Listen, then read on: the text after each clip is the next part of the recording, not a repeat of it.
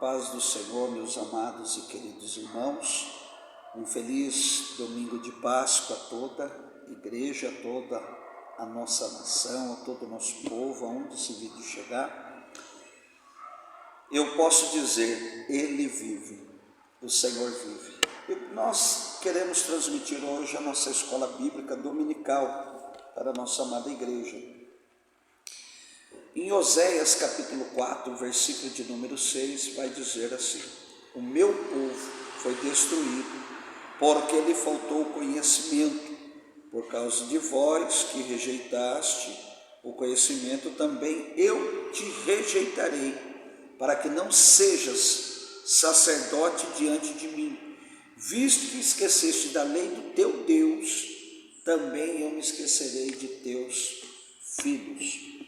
Meus amados e queridos irmãos, Atos dos Apóstolos, nós estamos na lição de número 7, o ministério da igreja, e o texto áureo a ser falado é: e ele mesmo deu uns para apóstolos, outros para profetas, outros para evangelistas, outros para pastores e doutores, em outras traduções, mestres.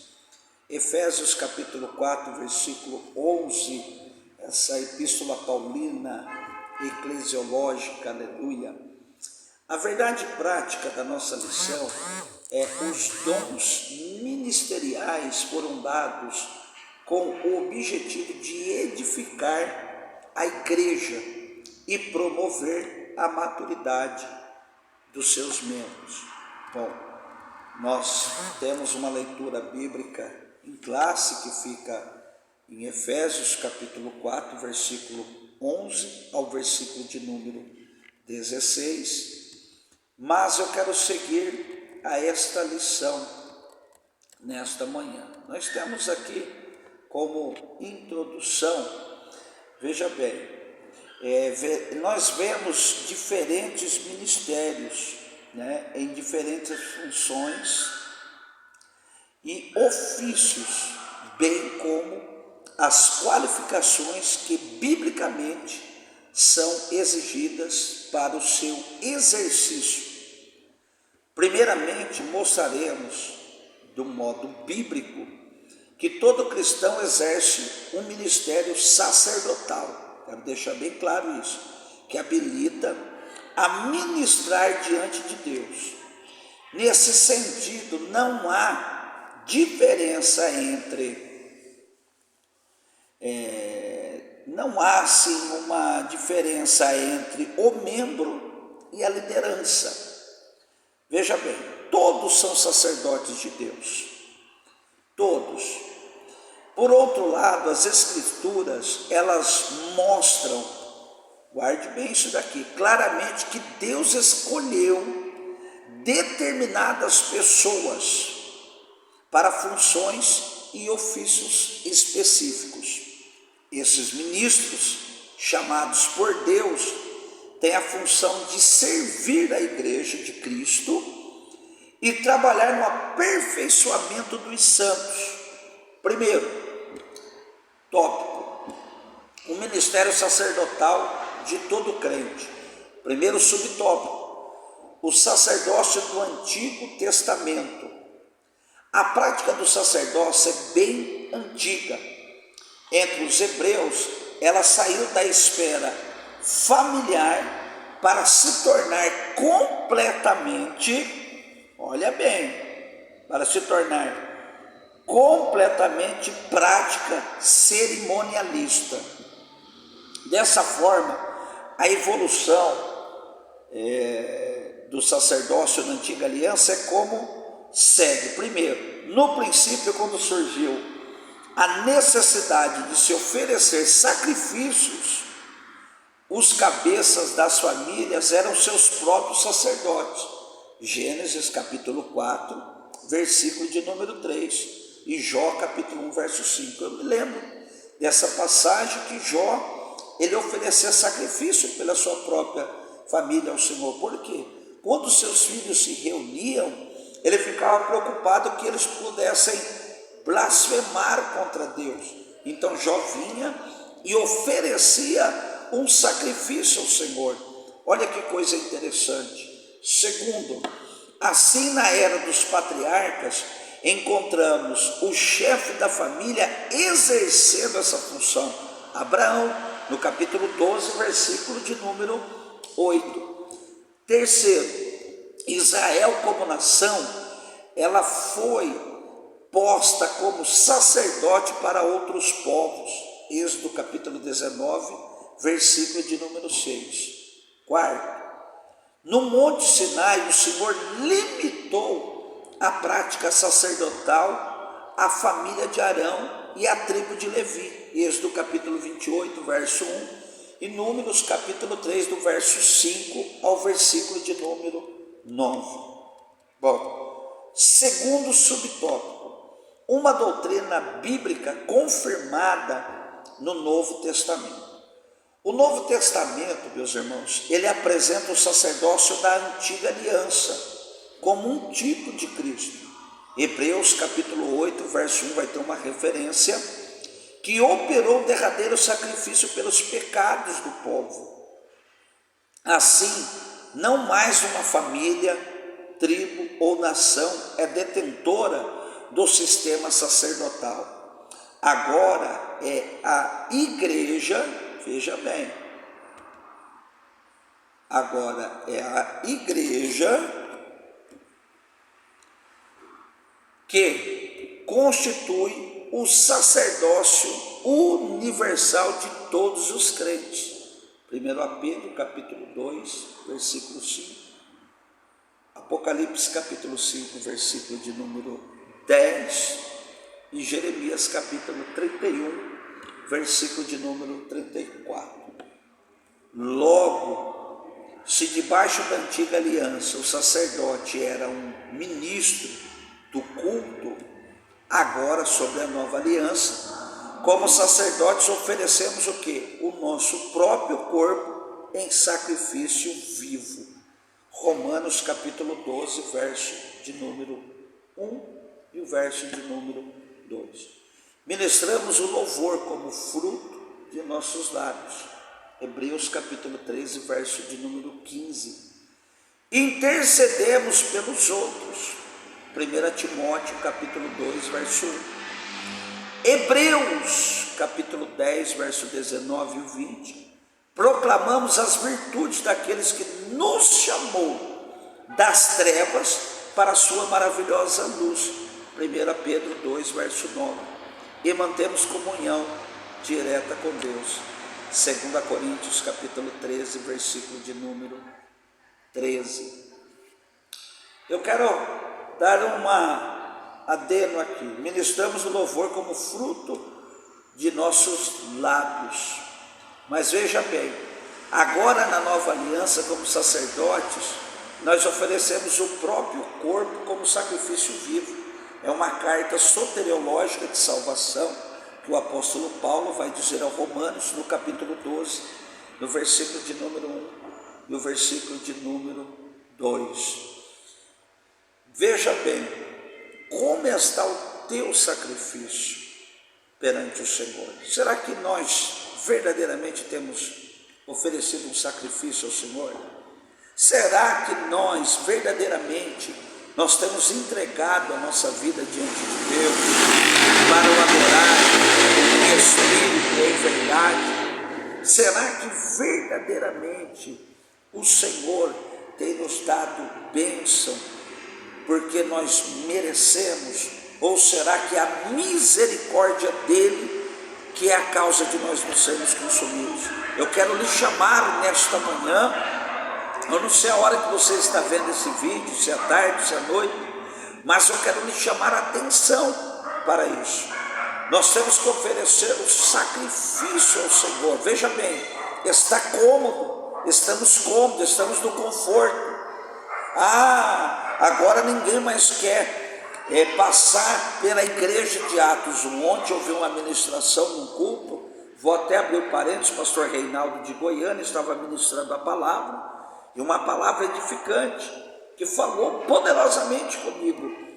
A igreja de Atos 1 era uma igreja carnal, e veja bem, tinha 500 irmãos reunidos na ascensão do Senhor Jesus. Mas na igreja de Atos 2, é uma igreja que ela sai daqueles 580, 380, volta para outros lugares. Só 120 vai para o cenáculo orar ao Senhor. Que aí o Espírito Santo de Deus desce na igreja. O Espírito Santo toma a igreja. Por quê? Porque fizeram um sacrifício, foram para os pés do Senhor, foram para a adoração. Aí na igreja de Atos 3, guarda isso para você. É a igreja que está passando de Atos 2, porque a igreja de Atos 1 era carnal, mas a igreja de Atos 2 é uma igreja viva, é uma igreja espiritual, é uma igreja viva. Agora ela está indo para a porta do templo na hora 9. Pedro está vindo, e Pedro agora, ele tinha passado em Atos 2, ele tinha recebido o poder, ele tinha recebido o Espírito Santo. Agora ele vai entrar, e quando ele vai para entrar, um paralítico estava ali, pedindo esmola. Mas Pedro falou assim: não tenho ouro, não tenho prata, mas eu tenho uma coisa para lhe dar, e isso que eu tenho eu te dou. Levanta e anda. Será que hoje nós como igreja temos essa autoridade? Porque o Espírito Santo nos reveste, o Espírito Santo nos capacita, o Espírito Santo nos direciona. Será que nós temos feito esse sacrifício para estar junto ao Mestre, para estar junto ao nosso Deus? Ou será que é melhor eu ficar na zona de conforto? Será que é melhor eu ficar no meu sofá assistindo a minha Netflix, assistindo a reportagem do dia e à noite vir para o culto? Não, o Senhor quer que nós saímos da zona de conforto e andamos na zona de guerra, porque quem se aproxima do céu, quem se aproxima de Deus, ele tem poder. Quem se aproxima de Deus tem autoridade. Quem se aproxima de Deus não é carnal. Quem se aproxima de Deus, você pode contar com ele, porque ele é pau para toda obra. Então nesta manhã, essa é uma reflexão de Romanos 12. Veja bem, terceiro subtópico dessa lição: uma doutrina bíblica resgatada na forma protestante. No catolicismo romano, o sacerdócio é limitado à figura dos padres. Não há função sacerdotal para os membros da igreja. Nesse caso, o Papa é considerado o vicário de Cristo na terra. Por isso, cabe destacar aqui que o resgate da doutrina bíblica do sacerdócio universal dos crentes, da tal conta no Novo Testamento, foi uma obra reformador do alemão, uma reforma luterana, do século XVI, para o reformador alemão. Qualquer cristão verdadeiro participa dos benefícios de Cristo e da igreja.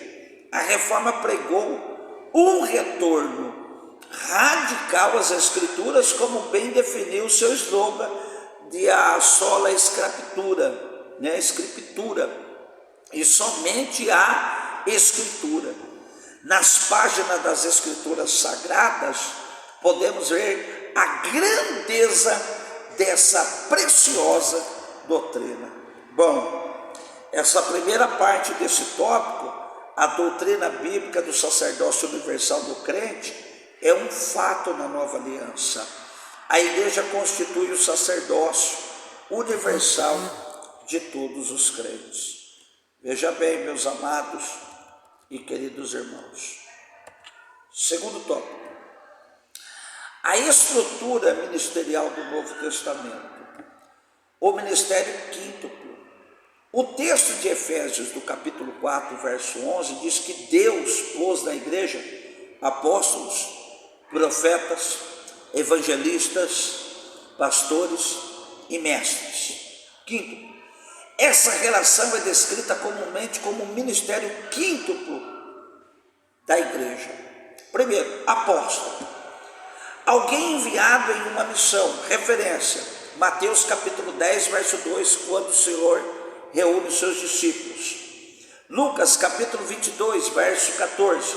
Atos capítulo 13, verso de número 2. Alguns requisitos podem ser destacados para alguém ser um apóstolo. Que requisitos seriam esses? Ter estado com o Senhor Jesus, Atos capítulo 1, verso número 21, 22, ter sido uma testemunha da ressurreição de Jesus, ter visto o Senhor, Atos capítulo 9, verso 1 ao 5, ter operado sinais e maravilhas, 2 Coríntios capítulo 12, verso 1 ao 5. Assim, no Novo Testamento, o apostolado pode ser visto mais como uma função do que um ofício. Segundo, profeta. Veja bem, o profeta era alguém inspirado e autorizado para falar em nome de Deus. Nesse aspecto, ele era um porta-voz de Deus no Novo Testamento. O profeta exortava e consolava. Atos capítulo 15, verso de número 32. E trazia revelação do futuro. Atos capítulo 11, versículo de número 27 ao versículo de número 29. Contudo, a Escritura distingue o ministério do profeta. Olha lá, do dom da profecia. Assim, somente alguns eram chamados para ser profetas. Efésios capítulo 4, versículo de número 11. Enquanto todos poderiam exercer o dom da profecia. 1 Coríntios capítulo 14, do verso de número 5 e o versículo de número 31.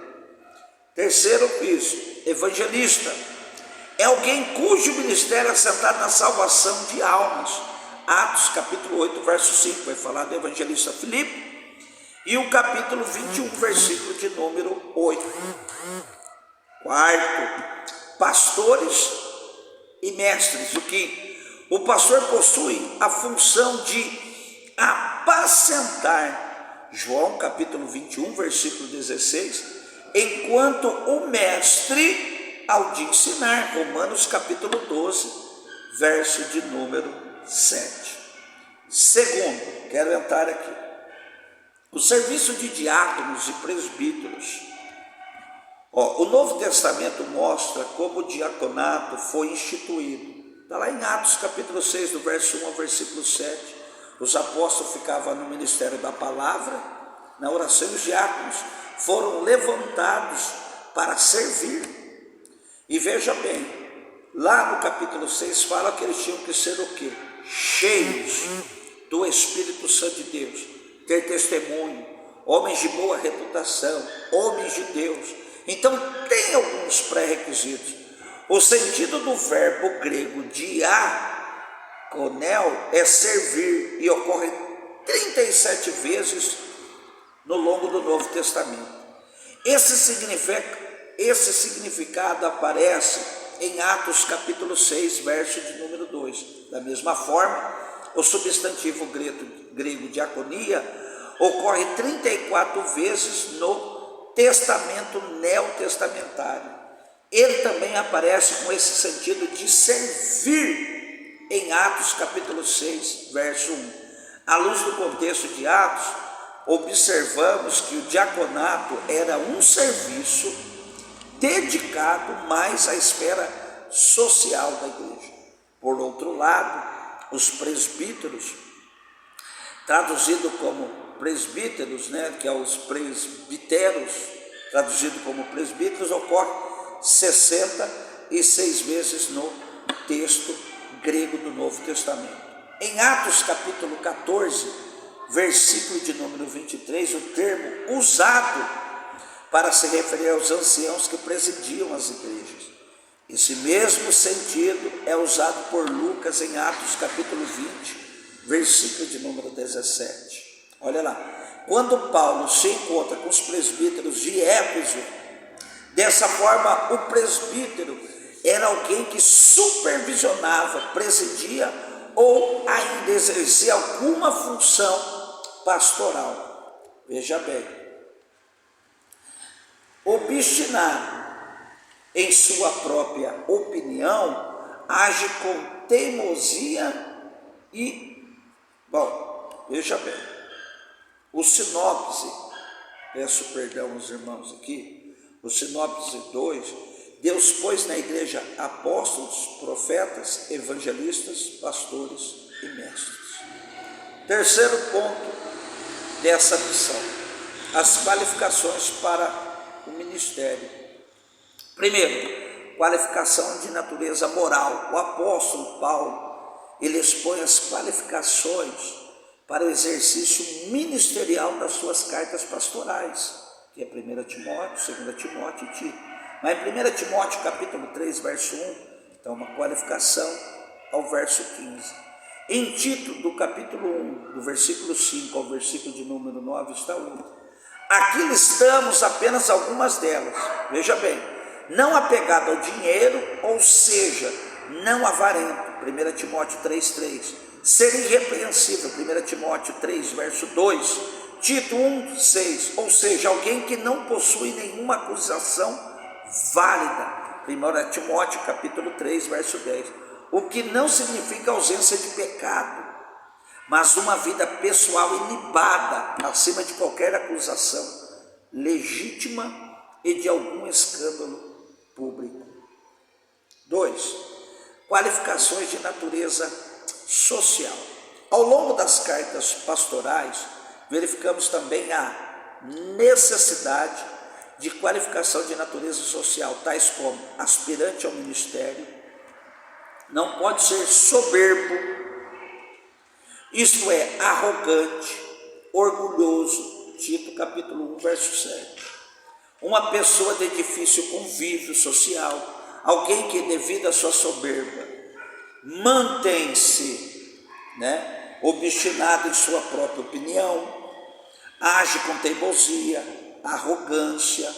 O aspirante também não pode ser irascível, Tito capítulo 1, verso 7, truculento, violento, aquele que possui um temperamento mais colérico, uma pessoa que não pensa duas vezes antes de agir de forma descontrolada com o outro, desqualificando-o para ser ministro do Senhor. Não pode ter esse tipo de qualificação. O homem de Deus, o ministro de Deus, ele deve ser manso, ele deve ter os frutos do Espírito. Gálatas capítulo 5, verso 22, amor, alegria, paz, domínio próprio, mansidão, fé, longanimidade, benignidade. Então, veja bem, há qualificações claras para o exercício do ministério na Igreja de Cristo. Ok? Concluindo, irmãos, nesta lição, nós vimos que o ministério sobre diferentes aspectos. Vimos que a doutrina do sacerdócio universal dos crentes é inteiramente bíblica. Todo crente tem o privilégio de apresentar a si mesmo e a outros diante de Deus sem a necessidade de mediadores terrenos. Vemos também que Deus pôs na igreja alguns para o exercício de determinadas funções específicas. Esses ministérios devem ser vistos como dons de Deus na igreja. Resumir agora. Veja bem, por que existe o pastor da igreja? Porque assim Deus levanta o pastor. São dons que o Senhor coloca no meio da igreja. Assim como falamos, Efésios capítulo 4, verso 11. Veja bem, nas cartas às 7 igrejas da Ásia, o Senhor direciona as cartas ao anjo da igreja, ao pastor da igreja. Então, ali nós temos algumas igrejas, uma diferente da outra. Uma era espiritual, outra era carnal, outra era pegada ao dinheiro. Assim nós temos diferentes tipos de pessoas no nosso meio. Um que é mais pegado a Deus, a outra que é mais pegada ao bem próprio, ao bem financeiro. Então nós temos que nos aproximar do Senhor. Se fosse para todo mundo pastorear dentro da igreja, veja bem, isso viraria uma bagunça. Mas o Senhor colocou uma pessoa. Então essa pessoa, Hebreus, a carta aos Hebreus, no capítulo 13, vai falar que nós devemos estimar os nossos senhores como dignos de toda honra. E lá vai falar, se você não estima o seu Senhor, você está desonrando a Deus. Então nós temos que ser obedientes, a obediência gera bênção. Se o seu pastor não está de acordo com a Bíblia, ore a Deus, pede a Deus para abrir os olhos dele, pede ao Espírito Santo para tocar no coração dele, mas não se levante contra o seu pastor, porque é alguém que Deus colocou ali, alguém da confiança de Deus. O Senhor confiou a igreja sobre os ombros dele. Então que nesse dia, que o Senhor possa abençoar, que o Senhor possa abençoar a nossa casa, a nossa família, a nossa igreja, e que todos sejam abençoados. Mas uma escola bíblica dominical, Pastor Marcos Damasceno. Deus abençoe, meus amados.